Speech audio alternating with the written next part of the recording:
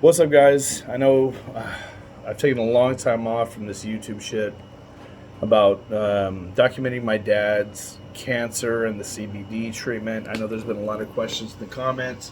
I've answered a couple, and I guess selfishly expected everybody to revert back to the comments of my response, um, and that's just not logical. So, my dad, this we dose him with CBD and tinctures and THC and all that good stuff. He had stage 4 lung cancer. He had a tumor wrapped around his esophagus that the doctor said was like the size of a king size candy bar, I guess. So he was doing chemo, radiation, had radiation burns on his ankles.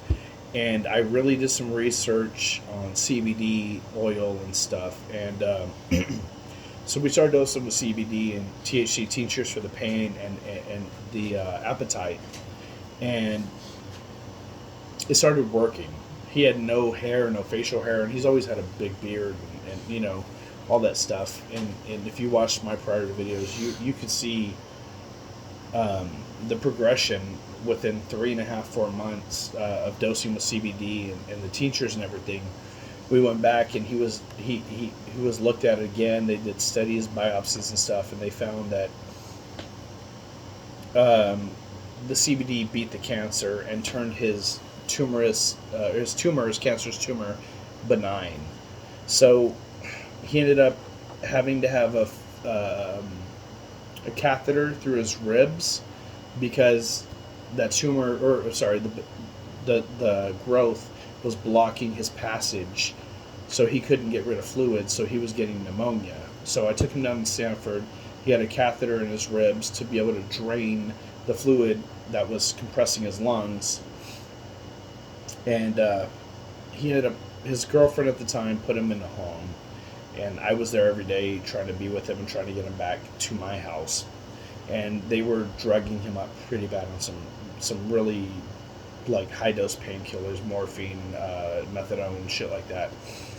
And one night in a drug stupor, he ended up pulling the catheter out of the tube out of his ribs, and I got a hold of Stanford to try to have them put it back in, and they said they wouldn't, and they only, with his age, they did once, and they wouldn't do it again.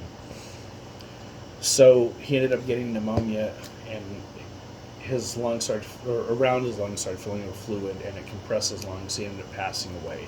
I was there watching him take his last breaths, and being his son, it fucking killed me.